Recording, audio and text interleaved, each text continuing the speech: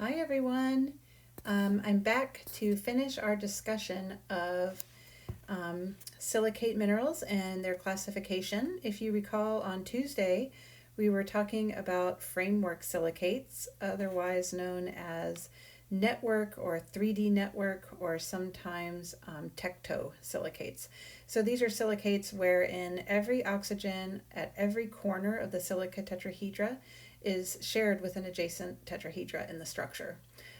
In these framework silicates, the Z to O ratio is 1 to 2. And so a perfect example of that, of course, is quartz and its polymorphs. The feldspars are all framework silicates, and so are these weird minerals called the feldspathoids. Okay, so feldspathoid is exactly what it sounds like, meaning it's a feldspar like mineral. So anything that ends in oid is like similar to, but not quite that thing. Okay, so the main feldspathoids that you guys are going to know are nepheline and leucite. So those were in your formula quiz lists. Sodalite is also a feldspathoid that we're going to ignore. They mainly occur in cyanites, monzonites, and quartz pore rocks. Okay, if you're wondering what the heck are cyanites and monzonites, you can look to this ternary diagram on the right hand side. So this is showing, it's a ternary diagram that allows us to classify felsic igneous rocks based on their proportions of quartz at the top, alkali feldspars, so that's albite and orthoclase, and plagioclase feldspars over here. Those that have, or let me back up and say, feldspathoids tend to occur in igneous rocks that are really rich in alkali feldspars and very poor in quartz, such as syenite and maybe monzonite over here. You never get feldspathoids occurring in rocks with a lot of quartz for the same reason that you don't get corundum also in rocks with a lot of quartz.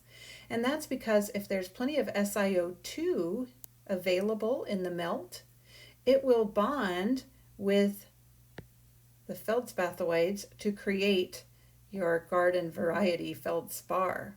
So if we take a look at leucite, you can see that its formula is KAlSi2O6. So if we add the Al and the Si together, that gives us a Z number of 3. The O, of course, is 6. So the Z to O ratio is 3 to 6, or 1 to 2, and that's required by the fact that this is a framework silicate. But it's got less Si and O relative to the K and Al than orthoclase does. So orthoclase also has 1 mole of potassium and 1 mole of aluminum to every 3 moles of silicon and 8 moles of oxygen. And so therefore you will typically crystallize orthoclase in a felsic igneous rock, but you're only going to make leucite if you have an SiO2 depleted melt, such that you run out of SiO2 before you're able to make quartz. In fact, you're going to run out of it before you can even finish making your alkali feldspars. So the same deal is true with nepheline that's shown down here in the bottom example. Because feldspathoids are so quartz poor, we typically show them in a different diagram. So the green ternary diagram at the top is sometimes referred to as a QAP diagram for obvious reasons, because it has quartz, alkali feldspars, and plagioclase feldspars as the corners of the ternary space. Because feldspathoids have to occur in rocks that are quartz poor, we tend to create another type of diagram, an FAP diagram, that has not quartz at the top node, but feldspathoids. So in this case, F stands for feldspathoid. And these are very unusual rocks. So they tend to be like in things like cyanites, or maybe in rocks like anorthosites or gabbros. We're going to actually, maybe, I'm not positive about this, but we may see some of that if we take a field trip. We have anorthosite in our local mountains. The boar's tusk that you're seeing here in this photo down here, it looks like a boar's tusk for obvious reasons. It's a volcanic neck, and it's in a place called the Leucite Hills. And so, like the name suggests, this is actually full of the mineral leucite. So this is one of these rare quartz poor, but also devoid of a lot of mafic mineral volcanic assemblages. Okay, so let's sum up our framework silicates. They include SiO2, quartz and its polymorphs, the feldspars, and the feldspathoids. The framework silicates have the highest degree of polymerization. You can't get any more polymerized than the framework silicates because, again, all of the silica tetrahedra are joined together. So the oxygens at the corner of the tetrahedral polyhedral shapes are all shared with adjacent tetrahedra. They usually have very high hardness because the sharing of oxygen between the tetrahedra is covalent in nature. So that makes the structures have high hardness. They tend to have very complex structures and forms. It's not unusual for them to be asymmetrical. They have low melting temperatures and they are typically found in felsic igneous rocks. The exception to that, of course, is calcium-rich plagioclase, aka anorthite, and some of the feldspathoids.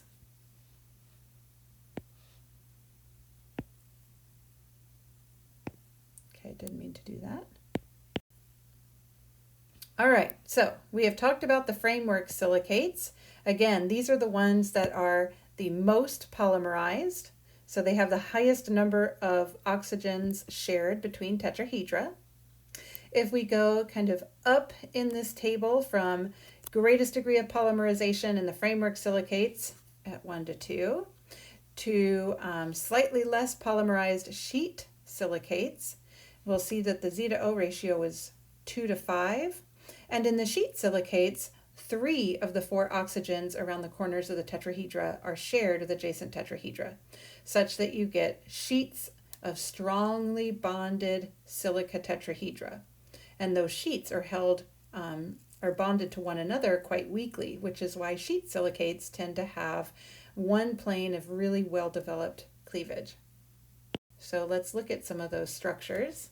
If we take a look at, say, this silica tetrahedra here, you'll notice that this oxygen, 1, this oxygen, 2, and this oxygen, 3, are shared with adjacent silica tetrahedra. Over the course of a sheet, this leads to a Z/O ratio of 2 to 5. So all sheet silicates have that characteristic ratio. And you can see that in some of the mineral formula. They, like I said, tend to make layers or sheets that are strongly bonded and can kind of extend infinitely over an infinite space. But you'll notice that the top oxygen in each one of these tetrahedra, I'll outline them here in green, those are not shared. Unlike the framework silicates, they're not shared. So we don't get a 3-dimensional structure, we just get 2-dimensional sheets. Okay, so here we're looking at a polyhedral view of muscovite, which is white mica, also a sheet silicate. As you guys know, it's a very aluminum-rich sheet silicate.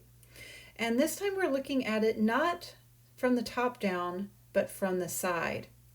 So here's one sheet here, here's one sheet here, here's one sheet here, here's one sheet here. So we're looking at it from the side on and we're seeing all of the layers in the sheet silicates. Okay, and you can see that at the top sheet, all of the silica tetrahedra are pointing down. So the pointy top of the pyramids or the tetrahedra are pointing down. So this one, this one, this one, those oxygens are all going to be shared with adjacent tetrahedra, but this one down here is not. You can see it's actually linked to other elements in the structure. So we've got these tightly bonded silicate tetrahedral sheets, and then in between them we have octahedral sheets. So these are ions that have octahedral coordination, and they tend to contain hydroxyl radicals, that's OH minus, as well as cations like aluminum in this case. Because we have the tetrahedrally bonded silicate sheets, and then we have these octahedral sheets containing the hydroxyl groups and other cations, we sometimes refer to these structures as TOT sandwiches for obvious reasons. We've got the tetrahedral sheet, that's a T right here. We've got the octahedral sheet right here that contains the OH minus, the Al3 plus. Down here we've got another tetrahedral sheet. And so you can see that muscovite is basically these kind of TOT sandwiches, if you will, just stacked with one another. This would be another TOT sheet down here, where you have the tetrahedral groups, the octahedral groups, another tetrahedral group. But look at this. In between the TOT sandwiches, we have some really weak bonds forming with the really large K plus gumballs. So we have a layer of potassium cations that are in between these TOT sandwiches. And it's actually the bonds between the K plus cations and these TOT sandwiches that are the really weak links in the structure. So when you break muscovite, it's these bonds here and here that are going to break and that are going to give you this really nicely developed cleavage, like you can see on the right in this biotite. So I'll just trace a couple of these cleavage planes. There's one. There's some. Okay, so they're doing this kind of thing. There's kind of one down there. Those are kind of the edges of the cleavage planes. And you can see those really, really nicely developed in the micas. Okay, so biotite and muscovite, they both contain these TOT sandwiches, where you've got the octahedral aluminum sheet that also contains the hydroxyl group. You've got the tetrahedral sheet that contains all of the silicate tetrahedra. And then in between, you've got these potassium gumballs, which are the big purple ones. Okay, just go back and point out while I'm here that the Z/O ratio for sheet silicates, I'll remind you, is 2:5. And if we look at the formula for muscovite, you can see that over here we've got 1 Al plus 3 SIs for a total of Z equals 4. And then we've got 10 O's, O equals 10. And so if we divide both of those, you can see that they simplify to 2:5. Okay? So you'll actually see that Z/O ratio in the formulas of sheet silicates. Most sheet silicates, I should also point out, are hydrous in nature. They're going to contain either a hydroxyl group, that's OH, you can see that at the end of muscovite, or water.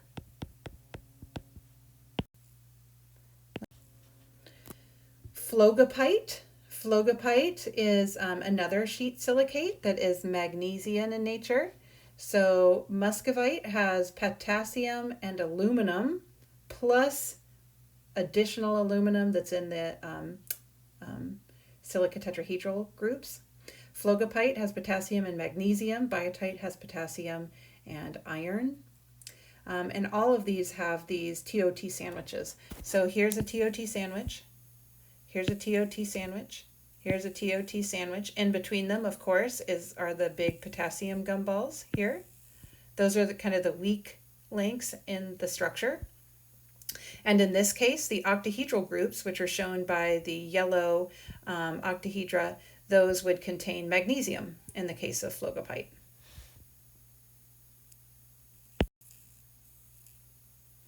So the three sheet silicates that are most common in terms of the micas are muscovite, which you guys already know, biotite, which is typically thought of as the iron end member, and phlogopite, which is magnesium. So I should actually say that technically speaking, anite is the iron-rich end member, but we tend to refer to most of the more iron-rich species of sheet silicate as biotite. And it's only when it's really rich in magnesium that we call it phlogopite. Phlogopite, by the way, tends to be this really beautiful kind of brownish gold color, like shown in the bottom picture.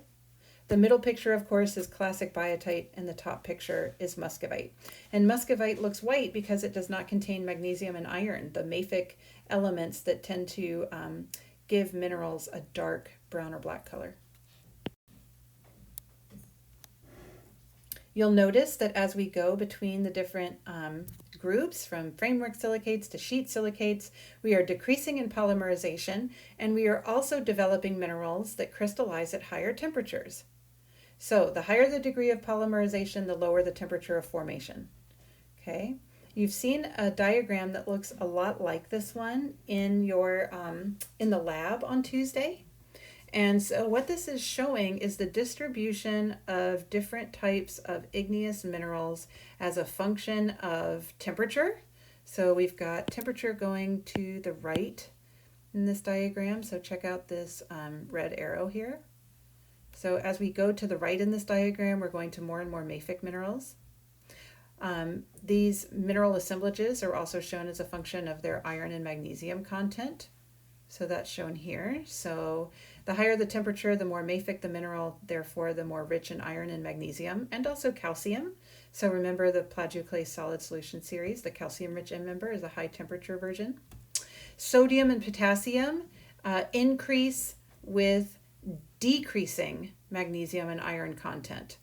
So you'll get silicious or felsic minerals containing abundant sodium, potassium, of course more silica and oxygen as well, and less iron and magnesium, and those are going to crystallize at lower temperatures. Up at the top are the kinds of rocks, intrusive in the top, extrusive in the bottom, that you might develop given these mineral assemblages. So a really felsic rock like a granite is going to contain abundant orthoclase feldspar and quartz, and smaller amounts of albite, muscovite, maybe a tiny bit of biotite, maybe a tiny bit of hornblende. On the other end, mafic rocks like gabbro are going to contain lots of anorthite, the calcium-rich plagioclase, lots of pyroxene, and maybe some olivine. And maybe some hornblende, maybe a little bit of that.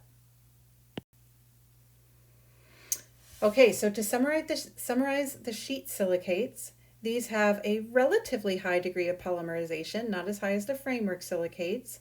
Only 3 of the 4 oxygens are shared. They tend to have one excellent cleavage because of the sheet structure. The cations within the octahedral layers, such as aluminum in the case of muscovite, iron in the case of biotite or anite, and magnesium in the case of phlogopite,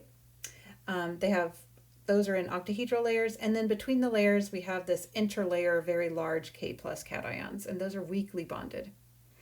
The sheet silicates are common in felsic and intermediate igneous rocks, and they're relatively uncommon in sedimentary rocks because they tend to alter quite easily. Sheet silicates and micas are also metamorphic minerals, and we'll talk about that next week.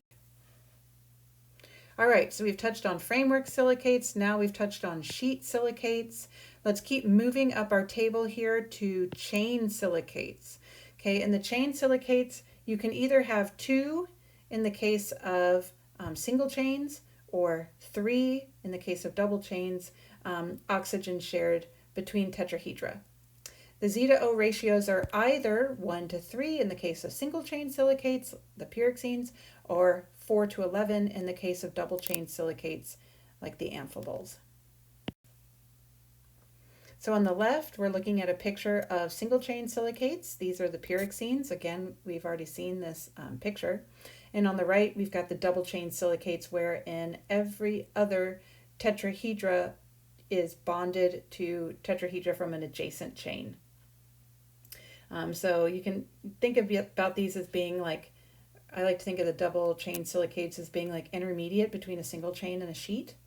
So they're not going to make a sheet because you're not going to have connections, right here like you would in a sheet silicate, or over here that would create an infinitely large planar surface. Instead, what you're going to get are just these isolated double chain groupings.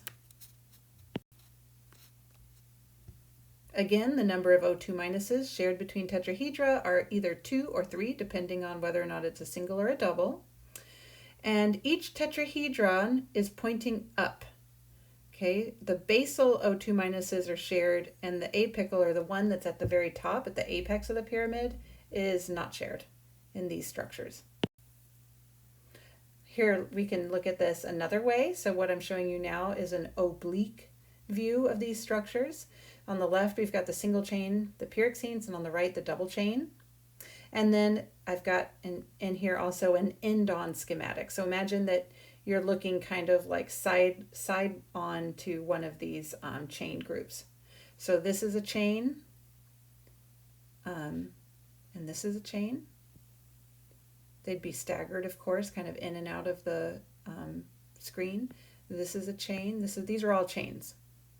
Okay, so these are chains of silica tetrahedra, and then in between them, we've got coordinating cations such as calcium, sodium, magnesium, iron, aluminum. Pyroxenes and amphiboles are both mafic minerals, so they're going to contain magnesium and iron. So you'll notice that the little green dots are present in both amphiboles and pyroxenes. In the case of amphiboles, in addition to having calcium and sodium, the blue balls, you can also have OH, hydroxyl groups. So that's a fundamental difference between amphiboles and pyroxenes. Amphiboles are hydrous, pyroxenes are not. Amphiboles can also contain alkali elements, potassium and sodium, and those are represented by the kind of pink or magenta balls in the structure. I'll just remind you that amphiboles have the most complex structure of just about any mineral we'll look at. And you can clearly see that in these pictures. These are very complicated structures with lots and lots of, we've got tetrahedra, we've got gumballs of 1, 2, 3, 4 different colors. They can be very complex and a lot of substitutions possible. So that's represented here and here and here. So you can imagine they have very complex chemistry. The Z/O ratio is lower than it is in sheet and framework silicates, so therefore the silica content is also lower in these minerals. So we're decreasing the silica content, our minerals are becoming less and less felsic and more mafic. So now we've transitioned into minerals that contain magnesium and iron all the time, also calcium. So these are higher temperature minerals and their color is darker. Pyroxenes and amphiboles tend to be dark in color. These are yet more views, polyhedral views of single and double chain silicates, and you can see that they get really complicated. Of course, the double chain silicates, the amphiboles, are much more complicated than the single chains. And that's because they're hydrous. They can contain calcium, sodium, potassium, in addition to some other things. More substitutions possible, and just the nature of the double chain makes for a more complex structure. So let's take a moment to talk about pyroxenes. We've already talked about them a lot. These are very common minerals that occur in abundance in mafic and sometimes in intermediate igneous rocks. We can subdivide pyroxenes into orthopyroxenes. Sometimes we abbreviate those OPX, and clinopyroxenes, which we abbreviate CPX. And I'll just remind you that I like to remember the difference because clinopyroxenes start with C and clinopyroxenes contain calcium.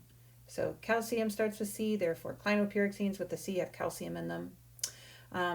A general word for clinopyroxene minerals is augite, but augite can have end members. So the magnesium end member of augite is diopside, and the iron-rich end member is hedenbergite.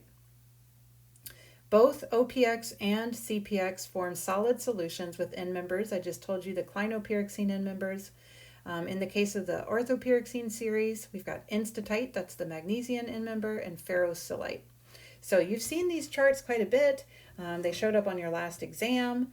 Wollastonite up here is considered a peroxenoid, so not really like a pyroxene for various reasons that we won't touch on now.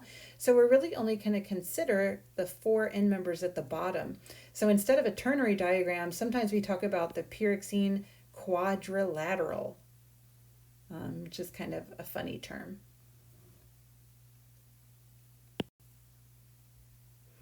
I've included a table in these notes just to help you to differentiate between the single and double chain silicates. So how are the pyroxenes and the amphiboles different? Well, of course, pyroxenes are single chains. Pyroxenes tend to be abundant in mafic rocks, whereas you can get amphiboles in intermediate rocks, because amphiboles are lower temperature minerals. They have slightly higher degree of silica polymerization. They're both dark in color. They both have good cleavage, but their cleavages are different. So this is a common way of distinguishing between the two in hand sample. Pyroxenes have distinctive 90-degree cleavage along two planes, whereas amphiboles are oblique. So they tend to have 120 and 60-degree cleavages. In terms of their chemistry, amphiboles are more complex. They can contain alkali elements as well as hydroxyl groups. And so this is important because amphiboles are hydrous minerals, and that hydrous character can, when amphiboles get to high pressure, that hydroxyl group can be liberated and can cause the surrounding rocks to partially melt, because water lowers the melting temperature of rocks. Okay, so lastly, I want to touch on our last group, orthosilicates. Orthosilicates are also called isolated silicates. That's what your textbook calls them, or sometimes island silicates. They're called that because none of the oxygens on the four corners of the tetrahedra are shared with adjacent tetrahedra. So the number of shared O2 minuses, 0. Therefore, the Z to O ratio is simply 1 to 4, and that is the ratio of the silica tetrahedra itself. Orthosilicates tend to be very high temperature. They tend to occur in mafic igneous rocks, although certain types of orthosilicates can occur in felsic and intermediate rocks as well. The classic example of an orthosilicate is olivine.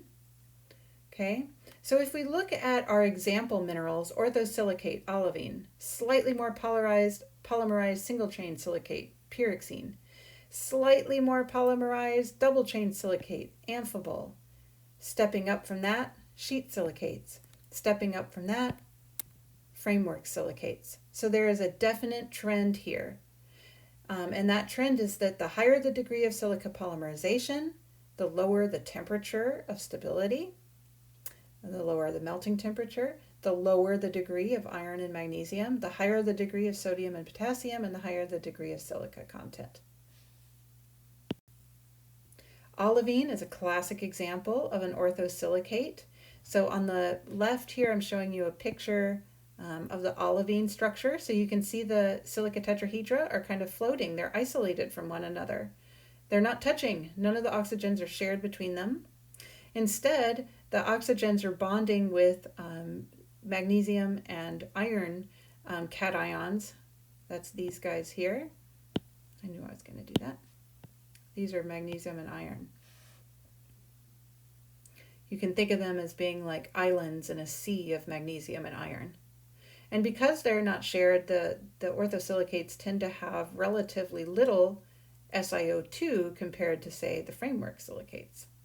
In the case of olivine, you guys are already olivine experts. You know that olivine has end members, forsterite, that's the magnesium end member, and phthalate, that's the iron-rich end member. I'll just remind you again that orthosilicates are commonly found in mafic igneous rocks, but they're also common in metamorphic rocks. And so next week we're going to talk about metamorphic silicates, such as the aluminosilicate polymorphs and garnets, and things like that. Okay, I'm going to end there. Thank you for sticking with me through this presentation. Please go complete your homework and make sure that's turned in by Thursday night. And I will see you guys all on Tuesday for a live Zoom lecture. More to come about that through Canvas announcements. See you guys later.